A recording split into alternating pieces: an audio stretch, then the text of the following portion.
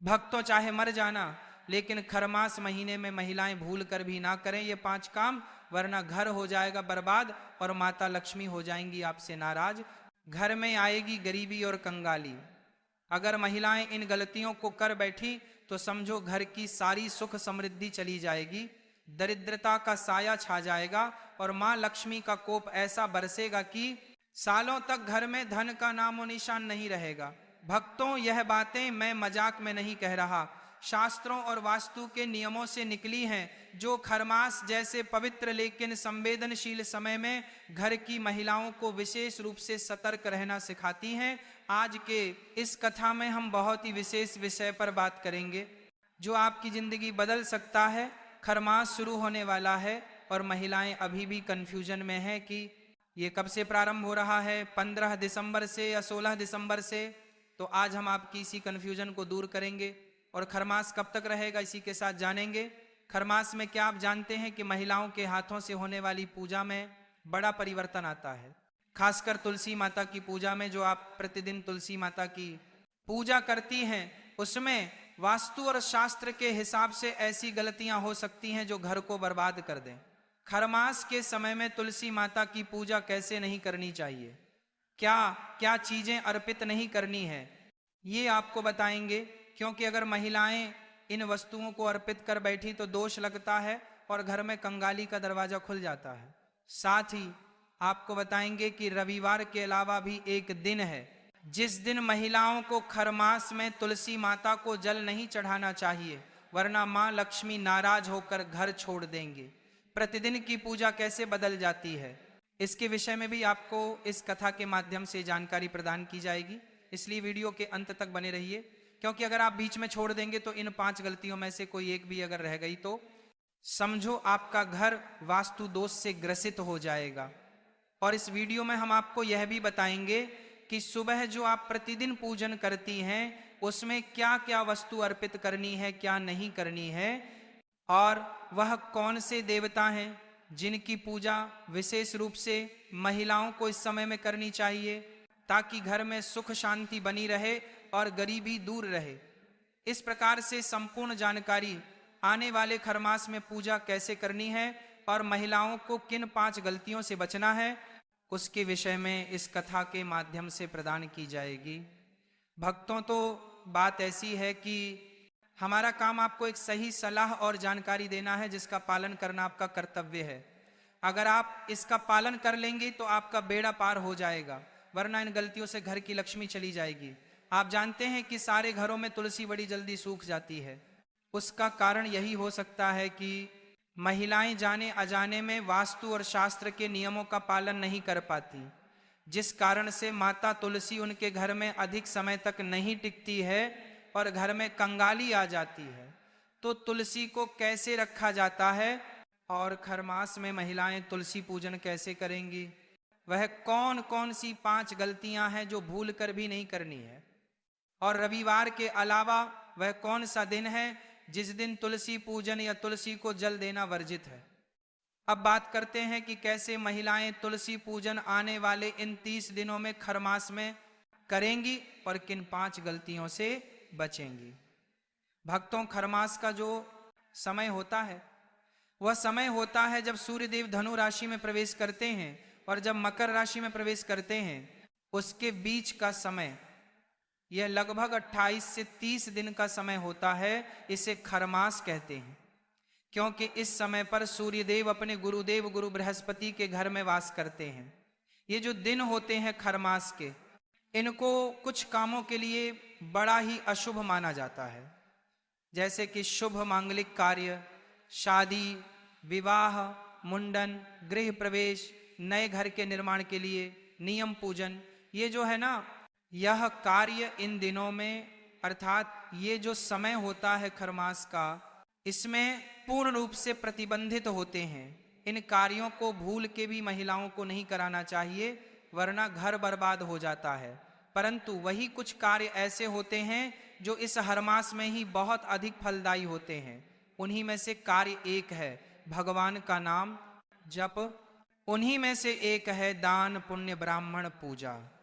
ब्राह्मण को दान, गाय की सेवा, गरीबों की सहायता और तुलसी पूजन खरमास में किए जाएं उतना कल्याण होता है।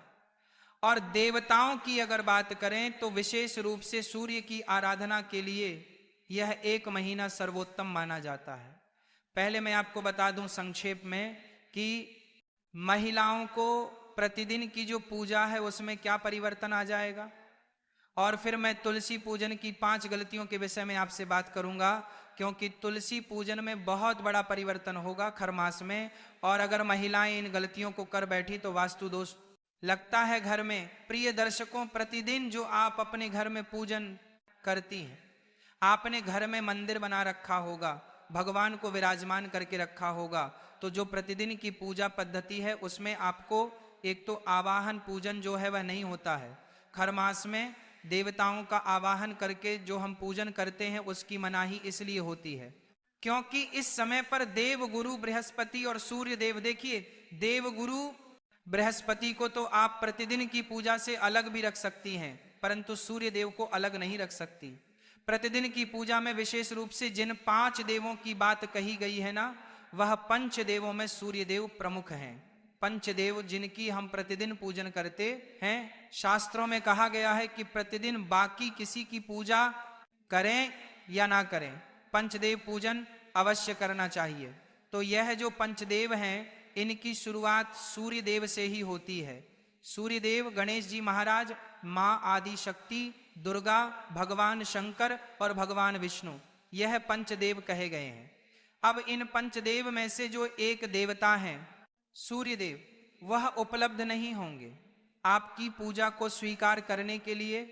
इसीलिए महिलाओं को आवाहन पूजन आदि नहीं करना चाहिए। यही कारण है कि शुभ मांगलिक कार्य जो मनाई होती है नखरवास में, वह भी इसीलिए क्योंकि जब भी आप शुभ मांगलिक कार्य करते हैं तो उसमें देवताओं का आवाहन किया जाता है, उनको विराजमान कराया जाता है, बिठाया जाता है और फिर उनका पूजन किया जाता है। इसी कारण से इस समय को इस कार्य के लिए अशुभ माना गया था और इसीलिए यह शुभ मांगलिक कार्य नहीं होते। यही ध्यान महिलाओं को प्रतिदिन की पूजा में भी देना है। सूर्य की आराधना अगर करनी है तो जल्दी जल दीजिए। जितना आप जल अर्पित करेंगी उत्तम है। आप उनके मंत्रों का जाप कीजिए। जितना आप मंत्र जप करेंगी उतना उत्तम है। जो सूर्य को जल देंगे, आप उस जल में जो लौटा होगा उस लौटे में थोड़ी सी रोली डाल लीजिए लाल रंग का। यदि पुष्प आपके पास हो तो लाल रंग का कोई फूल उसमें डाल लीजिएगा।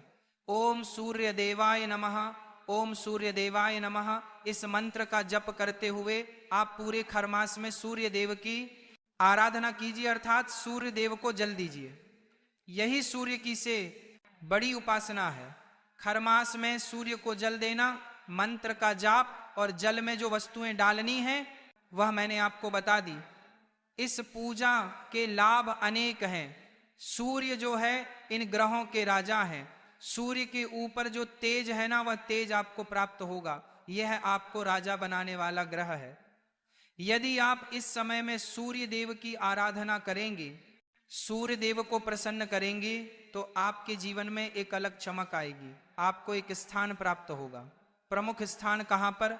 आपके परिवार में जो लोग आपको पूछते भी नहीं है ना, वह भी आपको वैल्यू देने लगेंगे, आपको महत्व देने लगेंगे। समाज में आपका सम्मान होने लगेगा आपका ओरा बदल जाता है जब सूर्य आपके ऊपर कृपा करते हैं, अर्थात आप हर ओर प्रभावशाली दिखने लगती हैं, आपका प्रभाव बढ़ जाता है। इसीलिए सूर्य की आराधना करनी चाहिए और जितना हो सके इस खरमास में कीजिएगा, आपके लिए कल्याणकारी होगा। हम बात प्रतिदिन की जो पूजा है उसकी बात कर रहे हैं। तो प्रतिदिन की पूजा में भगवान को आप स्नान कराएंगी उसी विधि से जैसे आप स्नान कराती आई हैं। पहले मंदिर खोला, आपने मंदिर खोलने के बाद भगवान को पुष्प के द्वारा जल के छींटे दीजिए। पुष्प के आप सभी तस्वीरों को स्नान कराती हैं या नहीं कराती? अगर नहीं कराती तो कराया कीजिए, और जो कराती हैं बहुत अच्छी बात है। आपके जो मंदिर के जो बर्तन हैं उनको अच्छे से साफ कीजिए। साफ करके जो आपका लौटा है तांबे का, उसमें पहले गंगा जल भरिए, फिर शुद्ध जल भरिए और उसके बाद उस जल के छींटे दीजिए पुष्प के माध्यम से। भगवान की अगर तस्वीरें हैं तो तस्वीरों को, प्रतिमाएं हैं तो प्रतिमाओं को, सबको फिर जो शीतल स्वापी एक जो वस्त्र होता है मंदिर में भगवान के मुखारविंद को साफ करने के लिए, उससे भगवान का मुंह पोंछ दीजिए, अच्छे से भगवान को तिलक लगाइए।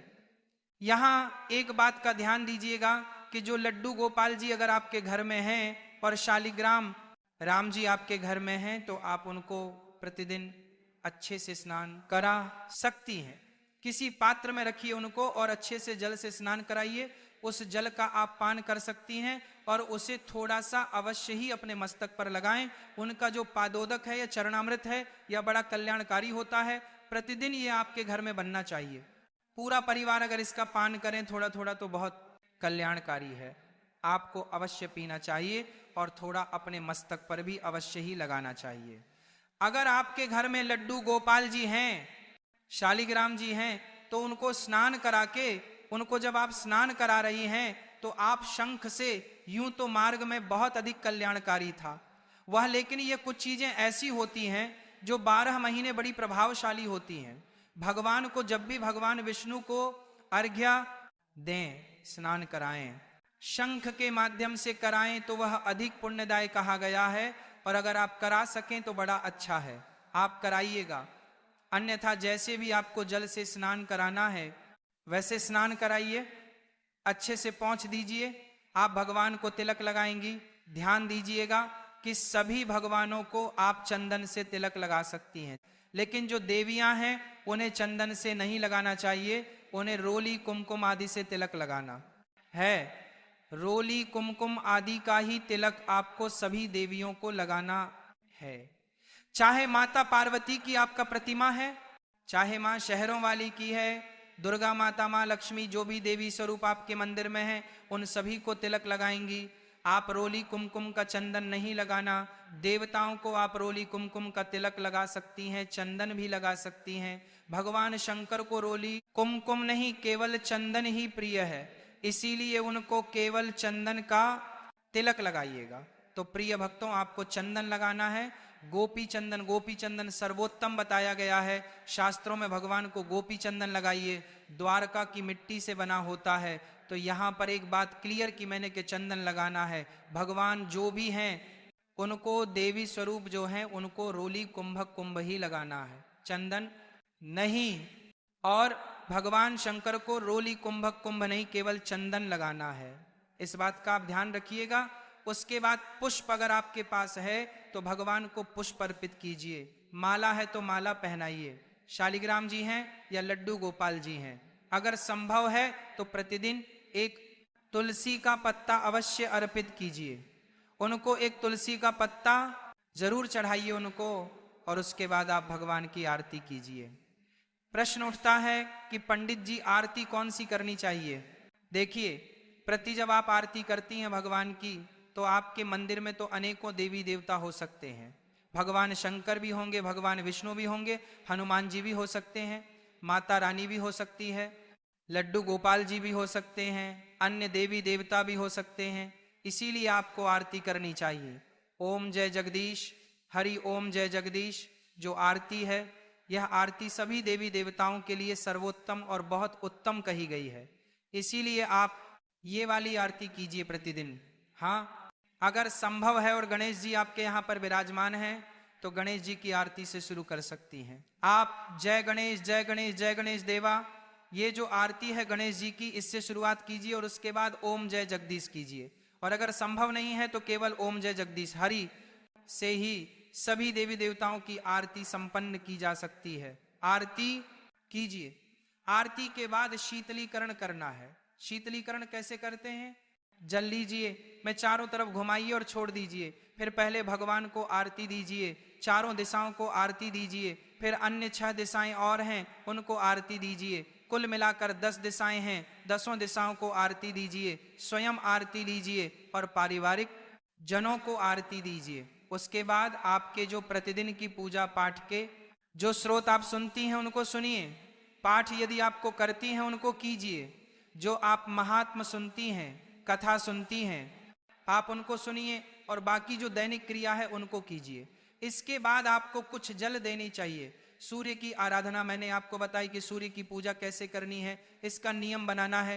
क्रमांश में प्रतिदिन आपने पूजन करना है। इसका सूर्य के अलावा आपने तुलसी पूजन में क्या परिवर्तन है और तुलसी का जो पूजन है वह कैसे करना है, इस पर ध्यान देना है। अब क्योंकि तुलसी माता की पूजा बहुत कल्याणकारी है, खर मास में तुलसी माता का जितना पूजन करेंगी उतना आपके पास लक्ष्मी का आगमन होगा। परंतु यह पूजन जो है बदल जाता है खर मास के दिनों में, तो इसको समझिए। और अब मैं बताता हूं महिलाओं को किन 5 गलतियों से बचना है जो वास्तु और शास्त्र के हिसाब से घर को बर्बाद कर सकती हैं। पहली गलती देखिए, तुलसी माता को जल देना, अपनी जगह जल तो देते ही हैं, लेकिन सबसे पहले तो तुलसी माता को जो आप तिलक करती हैं ना, तिलक में रोली का प्रयोग करना, ये पहली बड़ी गलती है जो महिलाएं भूल कर भी ना करें, वरना मां लक्ष्मी नाराज हो जाती हैं। क्योंकि बाकी के जो महीने होते हैं उन सभी महीनों में तुलसी माता को रोली अर्पित किया जाता है, लेकिन हम कहते हैं आपको खरमास में माता तुलसी को केवल और केवल चंदन लगेगा, रोली कुमकुम आदि नहीं लगाना। अगर यह गलती की तो घर में वास्तु दोष लगता है और गरीबी आती है। दूसरी गलती, खरमास में माता तुलसी को किसी भी प्रकार की श्रृंगार की वस्तुएं चढ़ाना, यह दूसरी गलती है जो महिलाएं ना करें। श्रृंगार सुहाग की जो वस्तुएं हैं वह इन दिनों में इस खरमास में नहीं चढ़ानी। अगर चढ़ा दिया तो मां लक्ष्मी का कोप बरसता है और घर बर्बाद हो जाता है। तीसरी गलती, तुलसी जो आप पूजन करेंगे उसमें ध्यान दीजिएगा कि भगवान विष्णु के साथ उनका पूजन करना, यह तीसरी गलती है। बाकी सभी समय में आप देखते हैं कि भगवान विष्णु के साथ, भगवान शालिग्राम के साथ माता तुलसी का पूजन होता है, पर यह जो समय आता है खरमास के दिनों में माता तुलसी का पूजन भगवान विष्णु के साथ नहीं होगा, अकेले उनका पूजन करना है। और इसीलिए रोली कुमकुम का प्रयोग नहीं और श्रृंगार की वस्तुओं का प्रयोग आपने नहीं करना है। यह बड़ा परिवर्तन है। अगर यह गलती की तो वास्तु के हिसाब से घर में नकारात्मक ऊर्जा आती है। इसीलिए मैं आपसे इसको वीडियो को अधिक से अधिक लोगों के पास भेजिए, जिससे कि सभी महिलाएं सही प्रकार की जानकारी प्राप्त करके सही प्रकार से पूजा पाठ कर सकें। क्योंकि जब इस प्रकार की गलती हो जाती है तो दोष उत्पन्न होता है। दोष उत्पन्न होता है तो माता तुलसी किसी के यहाँ पर सूख जाती है, किसी के यहाँ पर रुकती ही नहीं है, वह नहीं भी लाती है वह भी सूख जाती है। तो दोष से बचिए, जब आप पूजन करती हैं दोष से बचिए। चौथी गलती, और मैंने आपको आरंभ में कहा था कि वह कौन सा दिन है जिस दिन आपको तुलसी का पत्ता नहीं तोड़ना चाहिए या तुलसी को जल नहीं देना चाहिए। देखिए, तुलसी पत्र तोड़ने वाली जो बात है, रविवार तो सभी जानती हैं, रविवार को तो जल भी नहीं देना, तुलसी पत्र भी नहीं तोड़ना, ठीक है। इसके अतिरिक्त संक्रांति का दिन, संक्रांति के दिन आपको कोई पत्र नहीं तोड़ना।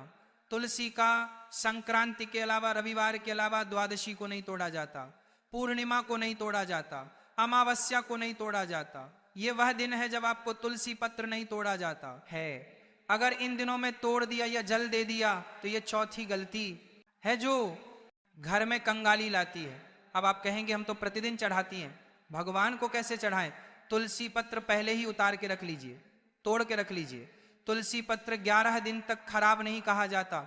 आप एक कोई कटोरी, उसमें कोई कॉटन का कपड़ा लीजिए, सूती कपड़ा, उसको गीला करके रखिए और उसमें पत्ते रखिए, दीजिए। आप जितने दिन तक रखना चाहे रख सकती हैं, खराब नहीं होंगे। वो मंदिर में रखिए, उनको सूखेंगे भी नहीं, क्योंकि गीला कपड़ा रखा होगा, गीले कपड़े में उनको लपेट के रख दीजिए और वो पत्र आप भगवान को अर्पित कीजिए। तो इस प्रकार से आपने तुलसी पत्र जो है वो प्रयोग करने हैं। ध्यान दीजिएगा कि तुलसी माता पर दीपक का बड़ा विधान है। प्रतिदिन शयन काल को दीपदान अवश्य करना है। पूरे खरमास में तुलसी के दीपदान के बहुत अधिक महत्व है, इसका फल बहुत अधिक है। इसीलिए खरमास में प्रतिदिन तुलसी का दीपक जलाइए। चाहे आप तेल का दीपक जलाएं, चाहे आप घी का दीपक जलाएं, दीपक आपने अवश्य जलाना है। यह दीपदान बड़ा ही कल्याणकारी खरमास में कहा गया है। तो तुलसी पूजन में जो परिवर्तन था मैंने वह बताया, आपको दीपक जलाना है यह बताया, आपको जल कब नहीं देना है यह भी बताया। पांचवी गलती, अब बात करते हैं वह कौन सा दिन है। रविवार के अलावा जिस दिन आपको तुलसी माता को जल नहीं देना है, खर मास में मंगलवार के दिन भी तुलसी माता को जल देने से बचना, तुलसी के पत्र तोड़ने से बचना चाहिए। मंगलवार के दिन खरमास के लिए है केवल यह दिन, इसमें भी अगर आप जल दे दिया या पत्र तोड़ लिया तो ये पांचवी गलती है जो वास्तु के हिसाब से घर की दक्षिण दिशा में दोष पैदा करती है और कंगाली आती है। अगर आप बचेंगे तो अधिक कल्याणकारी रहेगा। इस प्रकार से आप इन सावधानियों को बरतते हुए तुलसी माता का पूजन कीजिए, बहुत कल्याणकारी रहेगा।